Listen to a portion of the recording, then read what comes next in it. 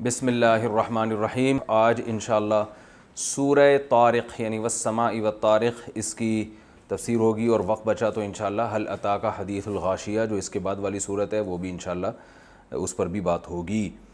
پہلے اس صورت کا لفظی ترجمہ اور مختصر گرامر۔ والسماء قسم ہے آسمان کی، والطارق اور طارق کی۔ طارق عربی میں کہتے ہیں طارقہ یطرقو، نصر ینصر کی طرح، طروقاً اس کا مصدر آتا ہے۔ اس کا معنی ہوتا ہے رات کو سفر کرنا، رات کو ظاہر ہونے والا یا رات کو سفر کرنے والا اس کو کہا جاتا ہے۔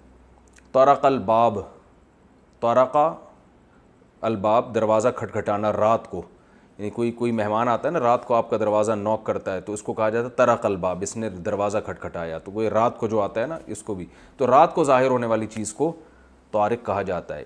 اور آسمان پہ ایک ستارہ ہے، ستارے تو ظاہر رات ہی کو ظاہر ہوتے ہیں، تو جو رات کو ستارہ ظاہر ہوتا ہے اس کو بھی طارق کہا جاتا ہے۔ تو یہ جو ہمارے معاشرے میں نام طارق آیا نا، یہ ستارے سے آیا، یہ رات کو کھٹکھٹانے والے سے نہیں آیا۔ میں اپنے نام کو ڈیفائن کر رہا ہوں اصل میں۔ والسماء والطارق، قسم ہے آسمان کی اور طارق کی۔ وما ادراک ما الطارق، اور آپ کو کیا پتا کہ طارق کیا ہے؟ النجم الثاقب، النجم ستارہ ہے، الثاقب چمکنے والا۔ تو یہاں طارق سے مراد ہے ستارہ، کیونکہ وہ بھی رات کو ظاہر ہوتا ہے۔ ان کل نفس لما، یہ یاد رکھیں ان کا جو لفظ ہے نا اس کا معنی ویسے تو ہوتا ہے اگر، لیکن ان کے بعد جب لما آ رہا ہوتا ہے تو یہ ان نافیہ کہلاتا ہے۔ اس کا معنی ہوتا ہے نہیں، اور لما کا معنی ہوتا ہے الا۔ تو ہم یہاں ترجمہ کریں گے ان کل نفس، نہیں ہے کوئی بھی نفس، لما مگر یہ کہ علیہا حافظ، اس کے اوپر ایک حفاظت کرنے والا موجود ہے۔ فلینظر، وہی یہ بات بہت دفعہ آ چکا ہے، لینظر چاہیے کہ دیکھے، تو چاہیے کہ دیکھے الانسان، انسان دیکھے، کیا دیکھے؟ مما خلق، یہ مما اصل میں تھا جیسے عما یتساءلون میں آپ کو بتایا تھا نا، عما اصل میں تھا عن ما، تو یہ مما اصل میں تھا من ما، من الگ ہے، میم الف الگ ہے، تو اسے ملا کے کیا بنا دیا؟ مما۔ تو من ما کا مطلب کیا ہوتا ہے؟ کس چیز سے؟ خلقا، بنایا گیا اس کو۔ فلینظر الانسان، انسان کو چاہیے دیکھے، مما خلق، کس چیز سے اس کو بنایا گیا ہے؟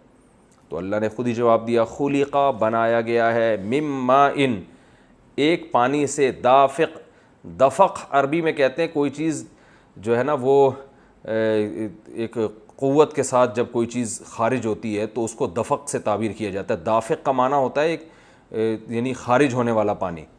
یخرجو، جو خارج ہوتا ہے، من بین الصلبی، من بینی، بین کا معنی درمیان، کہتے ہیں نا بین الاقوامی کانفرنس یعنی مختلف اقوام کے درمیان۔ من بین الصلب، صلب عربی میں کمر کو کہتے ہیں، ترائب یہ سینے کی یہ جو ہڈیاں ہیں نا، یہ والی ہڈیاں، اس کو ترائب کہا جاتا ہے۔ تو یہ پانی نکلتا ہے کمر سے اور سینے کے درمیان سے۔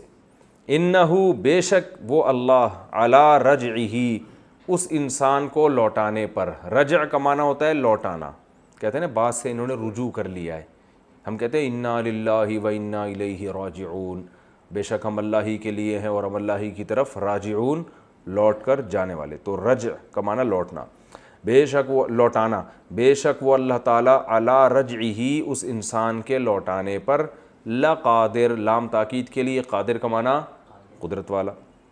یوم، اس دن، تبلی السرائر، تبلا، تبلا اصل میں تھا تبلیو، تکرمو کی طرح ہے، اس کا معنی ہوتا ہے ابلیا یبلیو ابلاءن، اکرما یکرمو اکرامن کی طرح، تو ظاہر کرنا، ٹھیک ہے نا۔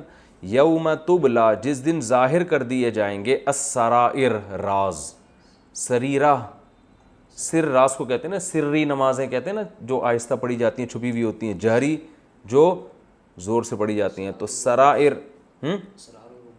ہاں کہتے ہیں نا اسرار اور رموز، تو سرائر چھپی ہوئی چیزوں کو، جس دن ظاہر کر دیا جائے گا چھپی ہوئی باتوں کو یا چھپے ہوئے عمل کو۔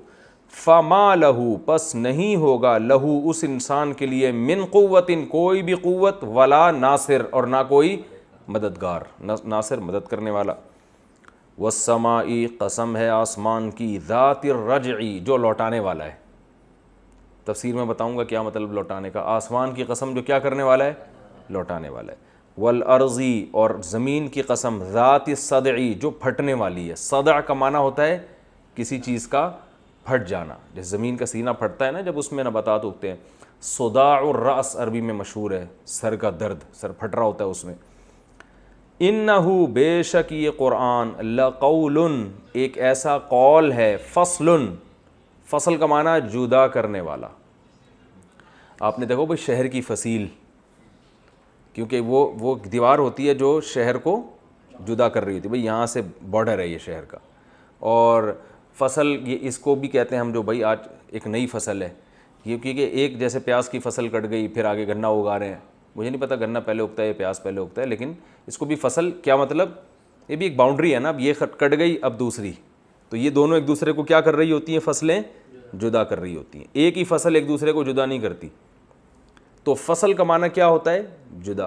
فیصلہ اسی سے نکلا ہے, بھائی فیصلہ سناؤ, بھائی جج نے فیصلہ سنایا ہے, ٹھیک ہے نا. طلاق کو بھی فیصلے سے تعبیر کیا جاتا ہے ہمارے یہاں, بھائی اب تو فیصلہ دے دو, اس کو کہتے ہیں نا لوگ. تو یہ سب جدا کرنے سے, کھول کھول کے بیان کر دینے سے ہے. تو انہو لقول فصل, یہ ایک ایسا قول ہے, یعنی ایک ایسا کلام ہے, فصل, جو حق اور باطل کو جدا کر دیتا ہے. وما ہوا بالہزل, اور نہیں ہے یہ مذاق. ہزل کسے کہتے ہیں, غیر سنجیدہ. آپ کوئی بھی بات ویسے ہی کر رہے ہیں تو اس کو کیا کہا جائے گا, ہزل. جیسے حدیث میں آتا ہے ثلاث جدہن جد و ہزلہن جد, 3 چیزوں کی مذاق بھی حقیقت اور ہزل بھی کیا ہے, حقیقت. یعنی حقیقت تو حقیقت ہے ہی, ہزل بھی کیا ہے, حقیقت. نکاح, طلاق اور رجوع. آپ نے بیوی کو ایک طلاق دی, مذاق میں کہہ دیا میں نے رجوع کر لیا, تو وہ رجوع ہو گیا. غلام کو آپ نے آزاد کیا, مذاق میں, چل یار تو آزاد ہے, وہ ہو گیا, سچی مچی کا ہو گیا. بیوی سے ویسے ہی گپ شپ میں کہا چلو طلاق کھیلتے ہیں, ٹھیک ہے میری طرف سے تم کو 3 طلاقیں. پھر آپ کہہ رہے ہو میں تو کیا کر رہا تھا, مذاق. تو ایسا مذاق صحیح نہیں, وہ تینوں ہو گئی. انہم, بے شک یہ لوگ, یکیدونا, یکیدونا اصل میں تھا یکیدونا, یضربونا کی طرح. اس کا معنی ہوتا ہے تدبیر کرنا, قید, مکر و قید نہیں لفظ استعمال ہوتا. بے شک یہ لوگ یکیدونا, تدبیریں کر رہے ہیں, بری تدبیروں میں استعمال ہوتا ہے یہ اکثر. کیدن, تدبیریں کرنا. وَأَكِيدُ, اضربو کی طرح, اکیدو, اور میں تدبیر کر رہا ہوں, کیدن, تدبیر, میں بھی ایک تدبیر کر رہا ہوں. فَمَهِّلْ, فا کا معنی پھر مہل, سبح کی طرح ہے, اس کا معنی ہے مہلت دینا. مہل یمہل تمہیلاً, سبح یسبح تسبیحاً, اس کا معنی ہوتا ہے مہلت دینا. فَمَهِّلِ الْكَافِرِينَ, آپ کافروں کو مہلت دیں. آگے امہل, اکرم کی طرح, امہل یمہل امہالاً, اس کا معنی بھی کیا ہے, مہلت دینا. اردو میں مہلت کا لفظ بہت استعمال ہوتا ہے, بھائی تھوڑا سا مہلت دو اس کو. تو امہل, اکرم کی طرح, امر کا صیغہ ہے. امہلہم, آپ بھی مہلت دیں ان کو. پہلے اللہ نے کہا کہ آپ کافروں کو مہلت دیں, پھر دوبارہ دوسرے باب کے ساتھ اللہ نے کہا آپ کافروں کو مہلت دیں. رویدہ, رویدہ کا معنی بھی, یہ رویدہ ورڈ بس اسی طرح, اس کا معنی بھی ہوتا ہے مہلت دینا. جیسے کوئی کام آدمی جلد بازی میں, کوئی آپ سے پیسے مانگ رہا ہے, 2 یار میرے پیسے 2 یار, آپ اسے کہتے ہیں رویدن. رویدن کا مطلب کیا, یار تھوڑا سا ایکسکیوز سر, ٹھیک ہے نا, ایکسکیوز مس کہتے ہیں نا, تھوڑا سا یار جلد بازی نہیں کرو یار, دے رہے ہیں صبر کرو. رویدن, ٹھیک ہے, اس کا معنی بھی. یہ تو اس کا لفظی ترجمہ ہو گیا. اس صورت کی تفسیر بہت آسان ہے. اللہ تعالیٰ نے آسمان کی اور آسمان پہ چلنے والے, رات کو ظاہر ہونے والے ستارے کی قسم اٹھائی, کیونکہ اب اللہ نے یوں فرمایا قسم آسمان کی اور رات کو ظاہر ہونے والے کی, تمہیں کیا پتہ وہ رات کو ظاہر ہونے والا کیا ہے. تو جب کوئی بڑی چیز ہوتی ہے نا تو اس کو ڈیفائن کرنے کے لیے یہ سوال پوچھا جاتا ہے کہ تمہیں کیا پتہ کہ وہ کیا ہے, یہ بتانے کے لیے کہ بہت عظیم الشان چیز ہے. چونکہ النجم الثاقب, چمکنے والا ستارہ جو رات کو ظاہر ہوتا ہے, یہ بھی اللہ کی قدرت کا ایک بہت بڑا نمونہ ہے. اتنے بڑے بڑے ستارے ہیں کہ لاکھوں زمینیں ان میں سما جائیں. یہ تو ہم کو چھوٹے چھوٹے اتنے سے نظر آ رہے ہوتے ہیں, تو یہ خود اللہ کی قدرت کے بہت بڑی کرشمے ہیں. تو اللہ نے فرمایا میں قسم اٹھا کے کہتا ہوں, ان کل نفس لما علیہا حافظ, ہر نفس پہ ایک حفاظت کرنے والا, کوئی حفاظت کرنے والا موجود ہے. تو یہ جنس ہے, وہ 2 بھی ہو سکتے ہیں, 4 بھی ہو سکتے ہیں, تو ہیں 2, لیکن اس کو ایک سے تعبیر کیا, کیونکہ ہیں تو محافظ نا وہ, تو یعنی حفاظت تمہاری ہو رہی ہے. حفاظت سے مراد کیا؟ تمہارے اعمال کی حفاظت ہو رہی ہے. کوئی فرشتہ موجود ہے جو تمہارے اعمال کو نوٹ کر رہا ہے. اب قسم اور جواب قسم میں مناسبت کیا ہے کہ جیسے آسمان پہ ستارہ ہوتا ہے نظر نہیں آتا, نظر رات کو آتا ہے حالانکہ دن میں بھی موجود ہوتا ہے, اتنے بڑے بڑے ستارے, تو ایسے ہی ضروری نہیں ہے کہ جو چیز تمہیں نظر نہ آئے وہ موجود نہ ہو. تو ایسے ہی فرشتے ہیں اور بڑی شان والے فرشتے ہیں یہ, ان کی جسامت بھی بہت بڑی ہے. فرشتوں کی تو جسامت اتنی ہے کہ انسان دیکھے تو ویسے ہی خوف سے مر جائے. تو اللہ فرماتے ہیں یہ بھی تمہیں نظر نہیں آتے, کیونکہ انسان کی آنکھوں کے دیکھنے کے اصول کچھ اور ہیں, ٹھیک ہے نا. وہ ان اصولوں پہ جو چیز آئے گی وہ نظر آ جائے گی, جو ان اصولوں پہ نہیں اترے گی وہ چیز نظر نہیں آئے گی. تو جیسے اللہ اتنے بڑے بڑے ستارے بنا سکتا ہے جو رات کو نظر آتے ہیں, تو ایسے ہی اللہ نے اور بھی بہت سی چیزیں بنائی ہیں جو تمہیں نظر نہیں آتی. تو وہ ان میں سے ایک کیا ہے؟ فرشتے ہیں جو تمہارے اوپر متعین ہیں. اللہ کہتے ہیں اب بھی اگر بات سمجھ میں نہیں آتی اور تمہیں یقین نہیں ہے کہ ہم, یعنی جب فرشتہ موجود ہے تو اس کا مطلب وہ اعمال لکھ رہا ہے, تو لکھ کیوں رہا ہے, یہ تکلف کیوں کر رہا ہے؟ وہ حساب و کتاب ہوگا. اگر حساب و کتاب نہ ہوتا تو یہ تکلف ہوتا؟ ارے پورا کمپنی دیکھتی ہے نا کہ ہر چیز کا حساب رکھتی ہے نا, فلاں کی اتنی سیلری تو لکھی اس لیے جاتی ہے, وقت پہ سیلری دینی بھی ہے نا اس کو. تو لکھا وہی کام جاتا ہے جس پر پریکٹیکل لائف میں اس کا کوئی اثر پڑنے والا ہو, خام خواہ میں تھوڑی لکھا جاتا ہے. تو آپ نے بیگم کو کھانا کھلایا اور لکھ رہے ہیں کہ 2 روٹی کھائی, تو بیگم کو غصہ نہیں ہے کیوں لکھ رہے ہو بھائی, کیا 2 سے زیادہ کھانے کی اجازت نہیں ہے؟ نہیں بھی اجازت, تو پھر لکھ کیوں رہے ہو؟ کہ ویسے نالج کے لیے, ریکارڈ کے لیے. تو یہ فضول سی بات ہو جائے گی نا. یا تو بھائی اس لیے لکھ رہے ہیں کہ بھائی آئندہ جو ہے نوٹ کروں گا کہ اس دفعہ 2 کھائی ہیں, تو اگلی دفعہ اگر 3 کھائی ہیں تو پھر پوچھوں گا کہ پچھلی دفعہ تو 2 کھائی تھی, اس دفعہ آپ نے 3 کیوں کھائی. تو اگر یہ سوالات کرنے ہیں تو پھر تو ٹھیک ہے, نہیں کرنے تو پھر بلا وجہ چیزیں لکھی نہیں جاتی, نہ لقمے گنے جاتے ہیں. آپ کے ہاں کوئی مہمان آیا, آپ نے کھانا رکھ دیا, اب جتنے لقمے کھائیں آپ نے اس کو پیپر پہ لکھ کے دے دیا, آپ نے ماشاءاللہ 50 لقمے نوش فرمائے. وہ کہے گا یہ رپورٹ پیش کرنے کا مقصد کیا کہ ویسے ہی لکھ رہا تھا میں. اس کو غصہ آئے گا نا بھائی, کیوں؟ یا تو فی لقمہ آپ نے 5 روپے رکھے ہوں پھر تو ٹھیک ہے. تو بلا وجہ کچھ نہیں لکھا جاتا. اللہ فرماتے ہیں فرشتہ موجود ہے جو چیزیں لکھ رہا ہے, تو یہ بلا وجہ نہیں ہے, اس کا مطلب حساب و کتاب ہے. اب بھی اگر سمجھ میں نہیں آتا, کیونکہ جہاں حساب و کتاب کی بات آئے گی وہاں فوراً سوال ہوگا مٹی ہو کے ختم ہو گئے تو دوبارہ کیسے زندہ ہوں گے, یہ لازمی سوال آئے گا. بھائی حساب و کتاب ہے تو یہ قبروں میں گل چھڑ کے مردے ختم کیوں ہو رہے ہیں؟ تو اللہ نے فرمایا یہ جیسے تمہاری عقل میں نہیں آتا تو تم اپنے ماضی کو جھانک کے دیکھو. فَلْيَنظُرِ الْإِنسَانُ, انسان کو چاہیے کہ وہ دیکھے مِمَّا خُلِقَ, کس چیز سے بنایا گیا ہے. ایک پانی کے قطرے سے بنایا ہے, تو عقل مانتی ہے اس پانی کے قطرے کو رکھو اور دیکھو, بولو اس سے انسان بنے گا, اس میں آنکھ بھی ہوگی, ناک بھی, دل بھی, دماغ بھی, جگر بھی, گردے بھی, پھیپھڑے بھی, سمجھ میں آ جائے گا؟ تو نہیں آئے گا نا. تو جس رب نے اس پانی سے بنا لیا وہ رب مٹی سے دوبارہ کیوں نہیں بنا سکتا؟ اس لیے اللہ نے فرمایا فَلْيَنظُرِ الْإِنسَانُ, انسان کو چاہیے کہ وہ دیکھے مِمَّا خُلِقَ, کس چیز سے بنایا گیا. پھر اللہ بتاتے ہیں, ہم بتاتے ہیں خُلِقَ مِن مَاءٍ دَافِقٍ, ایک ایسے پانی سے بنایا گیا جو قوت کے ساتھ نکلتا ہے. یخرج من بین الصلب والترائب, جو پشت اور سینے کے بیچ سے نکلتا ہے. اس پہ بڑی بحث ہوئی ہے کہ پشت سے کیسے نکلتا ہے, سینے سے کیسے. یہ تو حکیم الامہ حضرت مولانا شرف علی تھانوی رحمہ اللہ نے بہت ساری تفسیروں کا مطالعہ کیا ہے, اس کے بعد تفسیر لکھی ہے. وہ فرماتے ہیں اس میں جو راجح قول ہے وہ یہ ہے کہ یہ کنایا ہے کہ پوری باڈی سے نکلتا ہے, کیونکہ جب 2 کناروں کا ذکر کیا جاتا ہے نا تو اس سے مراد یہ نہیں ہوتا کہ یہاں سے نکل رہا ہے, بلکہ اس سے مراد کیا ہوتا ہے, انسان کے جسم میں یا تو سامنے کا حصہ ہے یا پشت ہے, تو پوری باڈی کے درمیان سے.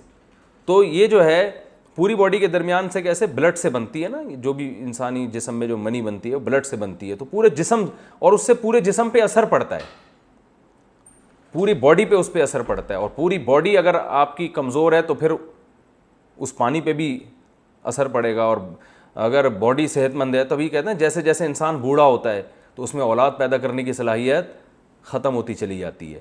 تو پوری باڈی سے اس میں یہ بھی ہے کہ جو لوگ اس طرح کی چیزیں کھا رہے ہوتے ہیں نا, آج کل ہمارے یہاں جعلی حکیموں نے پتہ نہیں کیا کیا لگایا ہوا ہوتا ہے, طاقت اور قوت کے خزانے اور کیا. تو بھائی جس آدمی کی صحت ٹھیک ہے, تو جیسے اس کی نظر ٹھیک ہے, سماعت ٹھیک ہے, گویائی ٹھیک ہے, تو اس کی باقی قوتیں بھی ٹھیک ہیں. اور اگر آپ کی باڈی ٹھیک نہیں ہے تو آپ کی نظر بھی خراب ہوگی, سماعت پہ بھی اثر پڑے گا, آپ کے حافظے پہ بھی اثر پڑے گا. تو باقی تمام قوتوں پہ بھی اثر پڑے گا.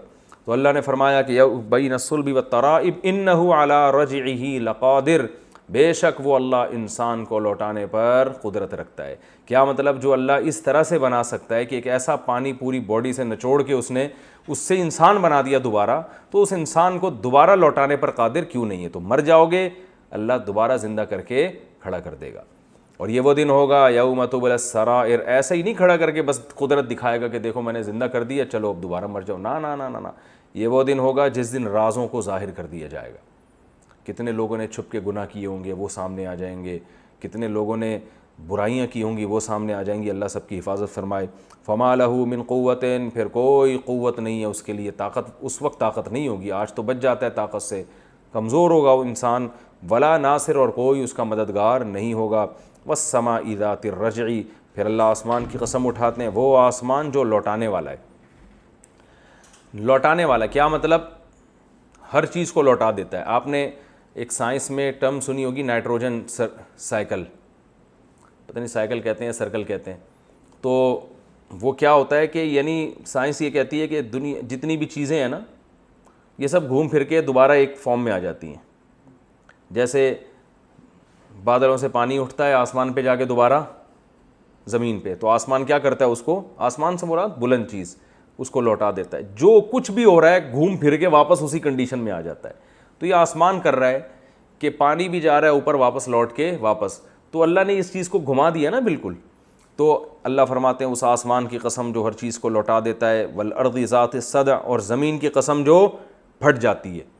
زمین بھی یہ بڑا کردار ادا کرتی ہے کہ بیج ڈالو پھٹ جائے گی، درخت پیدا ہوگا ہے بھائی، پھر اس درخت میں کیا ہوگا؟ پھر دوبارہ وہی بیج ہوں گے پھل میں، پھر وہ بیج زمین میں ڈالو گے تو یہ، اور پانی کون برسا رہا ہے؟ اوپر سے آسمان. تو زمین اور آسمان مل کے نائٹروجن سرکل بنا رہے ہیں نا. تو اس میں اشارہ دے دیا کہ جو اللہ اس طرح سے چیزوں کو گھما سکتا ہے، تو انسان پہلے مٹی، پھر منی، پھر ماں کے پیٹ میں گوشت کا لوتھڑا، پھر پورا انسان بن کے دنیا میں آ کے پھر مٹی، پھر دوبارہ کیا بن جائے گا؟ انسان. تو اس طرح اللہ اس کو بھی گھما سکتا ہے دوبارہ. اور زمین کی قسم جو پھٹ جاتی ہے، انہ لقول فصل، بے شک یہ کلام ایک ایسا کلام ہے جو حق اور باطل کو جدا کر دیتا ہے. اس کلام نے بتا دیا کہ حق کیا ہے اور باطل کیا ہے. حق یہ ہے کہ مر کے دوبارہ زندہ ہوگے، اور باطل یہ ہے کہ جو یہ دعویٰ کرے کہ مر کے دوبارہ زندگی نہیں ہے. وما ہوا بالہزل، یہ کلام ہزل نہیں ہے. یعنی ایسا نہیں ہے کہ اللہ محض ڈرانے کے لیے، جیسے سیاسی لوگ ڈرانے کے لیے باتیں کرتے ہیں، ایسا نہیں ہے کہ اللہ محض ڈرانے کے لیے تمہیں یہ باتیں کر رہا ہے، یہ حقیقت ہے. اور نبی صلی اللہ علیہ وسلم جب یہ دلائل دیا کرتے تھے مشرکین سنتے نہیں تھے، آج بھی لوگ نہیں سنتے، بلکہ الٹا نبی کے خلاف تدبیریں شروع کر دیتے تھے. تو آپ کو تسلی دی ہے انہم یکیدون کیدا، اے نبی یہ لوگ تدبیریں کر رہے ہیں، وہ اکید کیدا، اب ہم نہ کریں میں بھی تدبیریں کر رہا ہوں. یہ آپ کو مغلوب کرنے کی تدبیریں کر رہے ہیں اور میں آپ کو غالب کرنے کی. تو اس میں ہر مسلمان کے لیے تسلی ہے، جو بھی دین کی دعوت دے رہے ہیں، اسلام کو پھیلانے کی کوشش کر رہے ہیں، ان عقائد کے پرچار کی کوشش کر رہے ہیں، تو ان کی راہ میں جو رکاوٹیں آئیں گی تو ان کو چاہیے اپنا کام میں لگے رہیں. اللہ فرماتے ہیں اگر وہ تدبیریں کر رہے ہیں تو میں بھی تدبیریں کر رہا ہوں، اور میری تدبیریں تمہارے ساتھ ہیں. تو ظاہر ہے کس کی تدبیر غالب ہوگی؟ اللہ کی غالب ہوگی. فَمَهِّلِ الْكَافِرِينَ أَمْهِلْهُمْ رُوَيْدًا، پس آپ کافروں کو مہلت دیں. پھر دوبارہ لفظ دہرایا مہلت دیں، پھر لفظ دہرایا مہلت دیں. تین مختلف الفاظ کے ذریعے کہا کہ آپ ان کو مہلت دیں، اپنے حال پہ چھوڑ دیں، میں خود انتقام لوں گا ان سے. تو ہر دعوت دینے والے کو یہی حکم ہے کہ آپ نے اپنا کام کرتے رہنا ہے، ان کی فکر نہیں کرنی. ایک دن آئے گا اللہ انتقام لے لے گا. اللہ تعالیٰ سمجھنے کی عمل کی توفیق عطا فرمائے. اگلی صورت کی طرف چلتے ہیں ہم.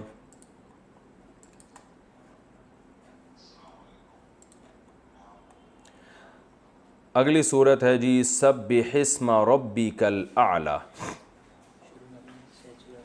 اچھا میں نے سورہ غاشیہ بول دی تھی، سبح اسم ربک الاعلی. سبح، سبح کا معنی سبح یسبح، امر بنتا ہے نا، یسبح سے یا ہٹائیں گے اور آخر کو ساکن کر دیں گے تو سبح، پاکی بیان کریں. اسم ربک، اپنے رب کے نام کی، الاعلی جو کیا ہے؟ برتر ہے. اپنے رب کے نام کی پاکی بیان کریں. الذی، وہ رب، خلقا، جس نے پیدا کیا، فسوا پھر برابر کر دیا، انسان کو پیدا کیا اور اعضاء میں کیا کر دیا، تناسب، والذی اور وہ رب ہے، قدرا جس نے اندازہ ٹھہرایا ہر چیز کا، اندازہ مینجمنٹ کو بولتے ہیں، فہدا اور پھر فا کا معنی پھر ہدا، ہدایا، ہدایا کا معنی اسے راستے پہ چلا دیا، ہدایت دے دی، رہنمائی، گائیڈنس، اسے گائیڈ کر دیا۔ تفسیر میں اس کا میں انشاءاللہ مفہوم بتاؤں گا۔ والذی اور وہ ذات ہے، اخرج المرعى جس نے چارہ اگایا، المرعى، مرعى کہتے ہیں چراگاہ کو اور چارے کو بھی کہتے ہیں، تو جس نے اگایا کیا، جانوروں کے لیے چارہ، فجعلہ پھر بنا دیا، فا کا معنی پھر جعل ضربہ کی طرح بنایا، اس چارے کو غثاء خش و خاشاک، جیسے اس نے پیداوار اگائی نا تو کیا بنا دیا، خش و خاشاک، خس و خاشاک، سوری شروع میں بھی شین لگا دیا میں نے، خس و خاشاک بنا دیا اس نے۔ تو احوا سیاہ، جیسے کھیتیاں اگاتا ہے نا، کیسی لہلہاتی ہوئی کھیتیاں ہوتی ہیں، اور اس کے بعد اللہ کیا کر دیتا ہے اس کو سیاہ، سیاہ عربی میں ہمیشہ کالے کو نہیں کہتے، بلکہ جو بھی بدنما چیز ہوگی نا اور ڈارکنیس آ جائے اس میں، اس کو بھی سیاہ کہا جاتا ہے۔ غثاء احوا، ایسے بنا دیا اس کو بالکل خس و خاشاک اور سیاہ بنا دیا۔ سنقرئ کا، سا کا مطلب عن قریب، نقرئ قراءت سے نکلا یہ، اقرأ یقرئ اقراء، اکرم یکرم اکراما، اس کا معنی ہوتا ہے پڑھانا۔ ایک ہوتا ہے قرأ یقرأ ضربہ کی طرح، اس کا معنی ہے پڑھنا، اور اس کا اس میں فاعل آتا ہے قاری، پڑھنے والا، اور ایک ہوتا ہے اقرأ یقرئ، اس کا معنی پڑھانا، ٹھیک ہے۔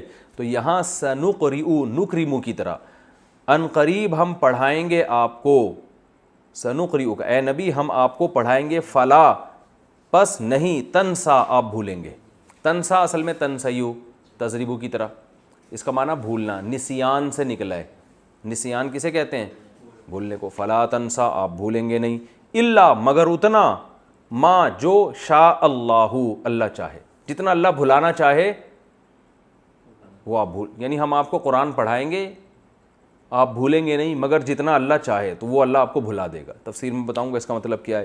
انہو بے شک وہ اللہ، یعلم الجہر جانتا ہے جہر کو، جہر ظاہری باتیں، ظاہری چیزوں کو بھی جانتا ہے، وما اور ان چیزوں کو بھی، یخفا جو چھپی ہوئی ہیں، خفیہ یخفا، یخفیو تھا اصل میں، سمیع یسمعو کی طرح، چھپنا کسی چیز کا، وہ چیزیں جو چھپ گئی ہیں ان کو بھی جانتا ہے، مخفی کہتے ہیں نا، مخفی۔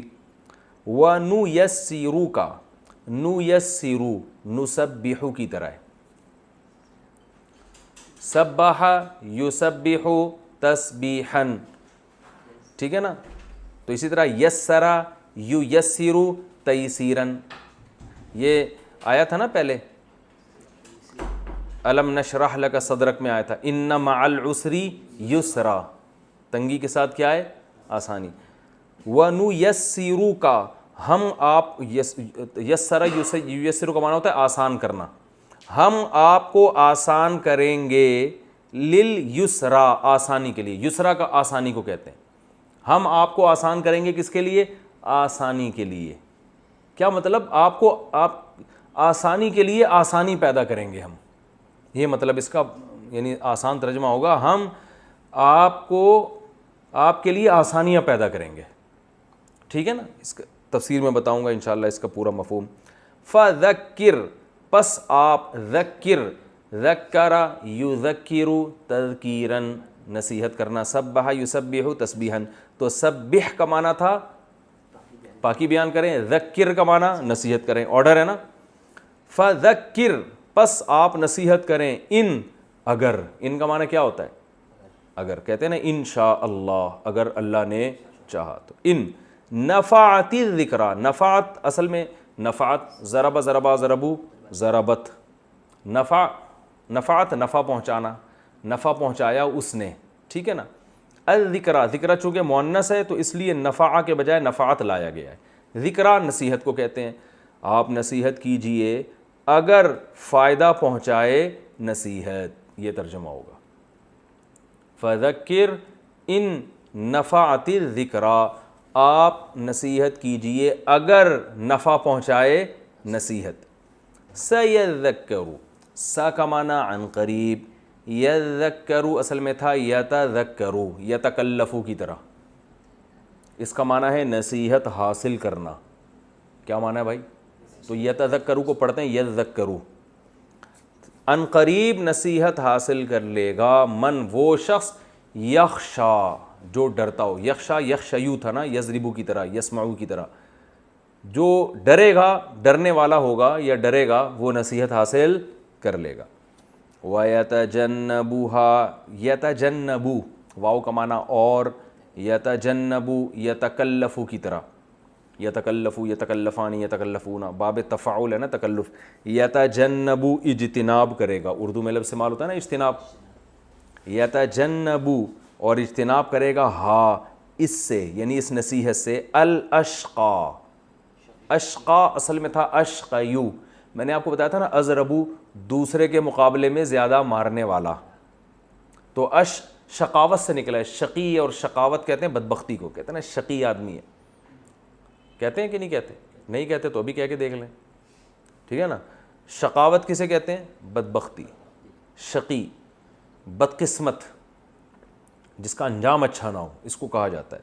یعنی اصل میں بدقسمت کو کہتے ہیں، بدبخت انسان. تو یہ کمپیریٹو ڈگری ہے. ازربو دوسرے کے مقابلے میں زیادہ مارنے والا، اشقا دوسرے کے مقابلے میں زیادہ شقی. تو مراد ہے سب سے زیادہ شقی، یہ مراد ہے اس کی. وَيَتَجَنَّبُهَا الْأَشْقَى، اور جو بدبخت انسان ہوگا وہ اس سے اجتناب کرے گا، اس نصیحت سے دور بھاگے گا. الذی، یہ وہ بدبخت ہے، یصلی النار، جو داخل ہوگا آگ میں. صلی یصلیو میں نے بتایا تھا نا آگ میں داخل ہونا. الذی، یہ وہ شخص ہے، یصلی النار، جو آگ میں داخل ہوگا، الکبریٰ، بڑی آگ.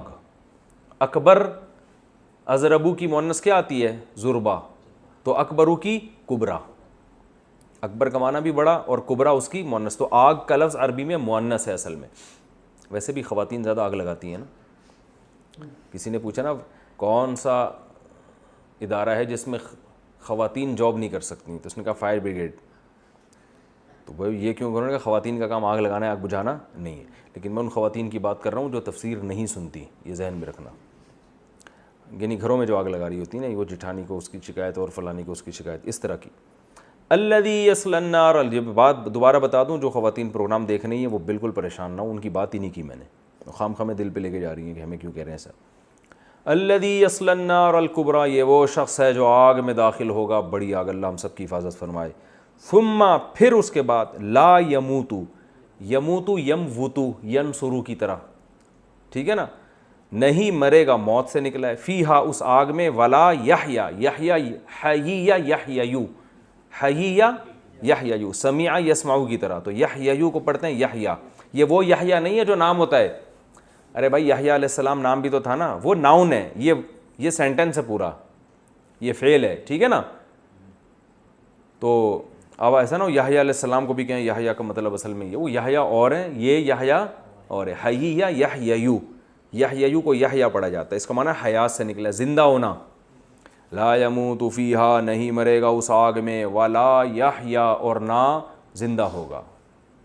قد کا معنی بے شک، تحقیق.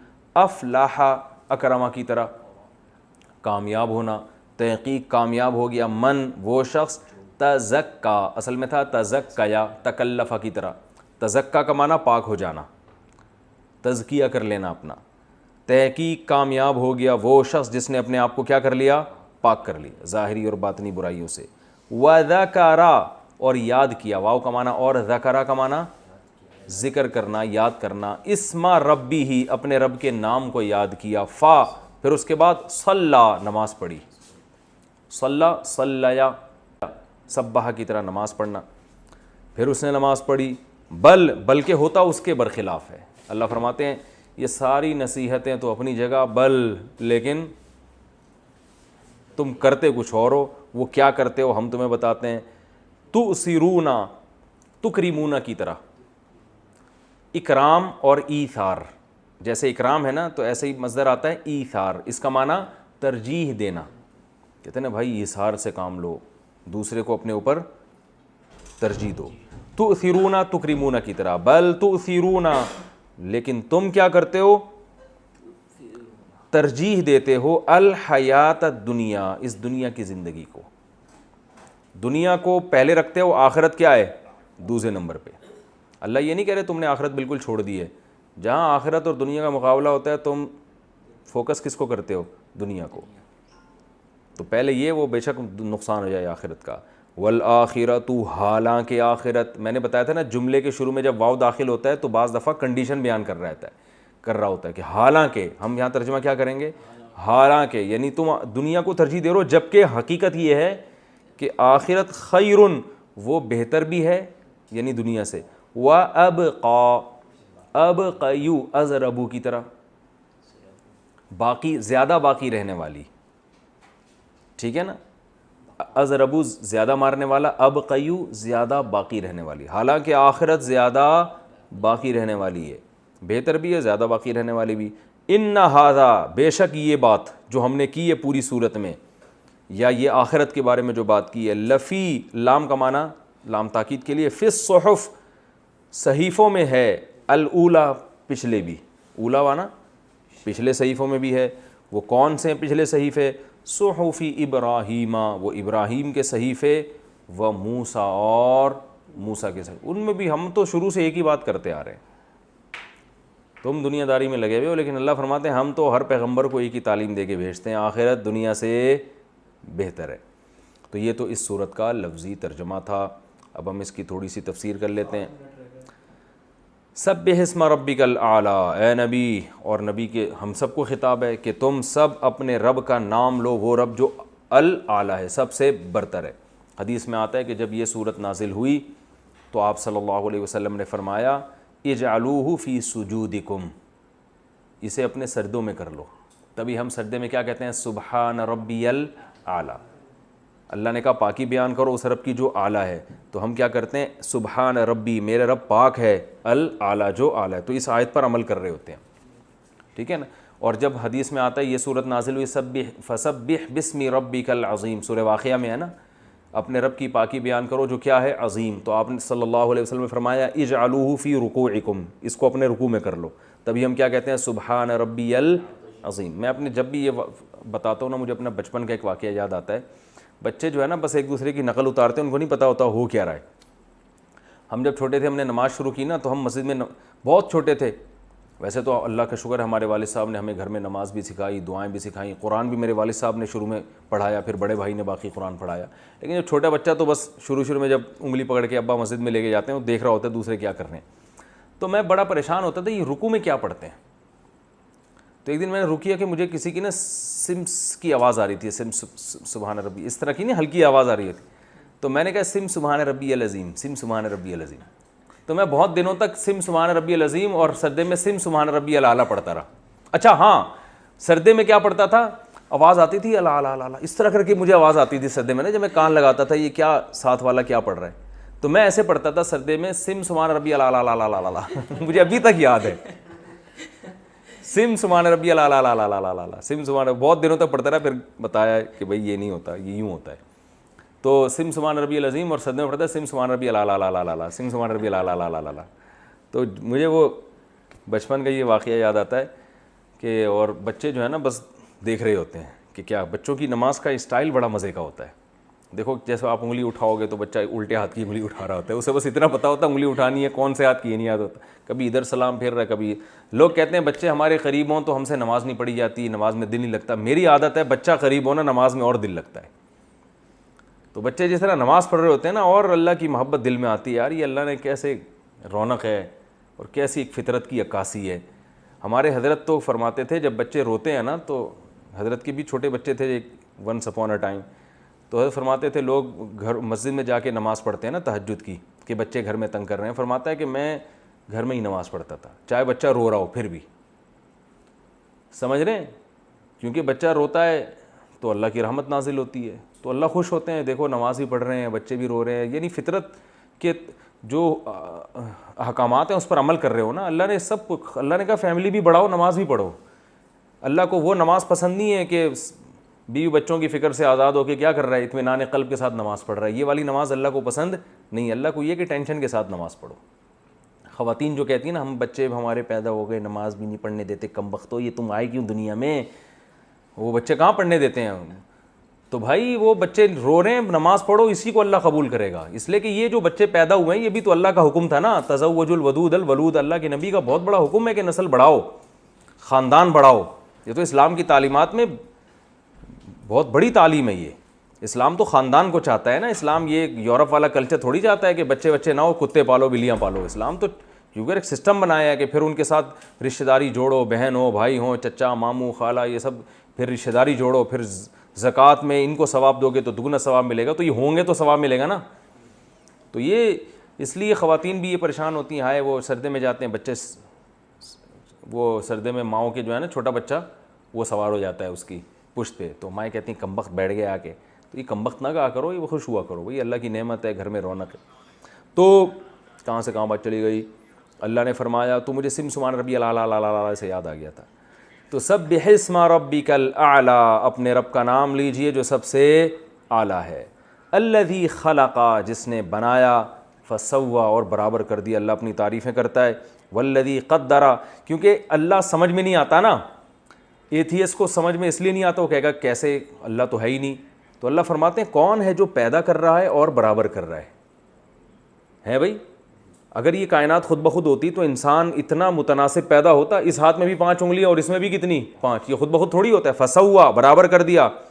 اور جو خدا کو کے وجود کو تو مانتے ہیں مگر خدا کی قدرت کو اور اس کے احسانات کو نہیں مانتے, تو ان کی بھی دلیل آ گئی اس میں, بھائی وہ اتنا بڑا احسان کیا, تمہیں پیدا کر دیا اور برابر کر دیا تمہیں, تو اس سے اس کی قدرت بھی ظاہر ہو رہی ہے اور اس کے احسانات بھی. والذی قدر, پھر ایک اصول بیان کیا, وہ ذات جو مینجمنٹ کرتی ہے ہر چیز کو. کیا اندازہ, اس کائنات میں کوئی بھی چیز بے تکی نہیں ہے, ہر چیز میں مینجمنٹ نظر آئے گی آپ. فہدا, اور پھر اس کو راستے پہ چلا دیا, یعنی نیچر کے راستے پہ چلا دیا. اسی کو قرآن میں دوسری جگہ آتا ہے, احسن کل شیء خلقہ ثم ہدا. فرعون نے حضرت موسیٰ سے پوچھا اللہ کیا ہے, رب کون ہے بھائی؟ تو موسیٰ علیہ السلام نے فرمایا وہ جس نے ہر چیز کو بہترین انداز میں بنایا اور پھر اسے اس کی نیچر پہ چلا دیا.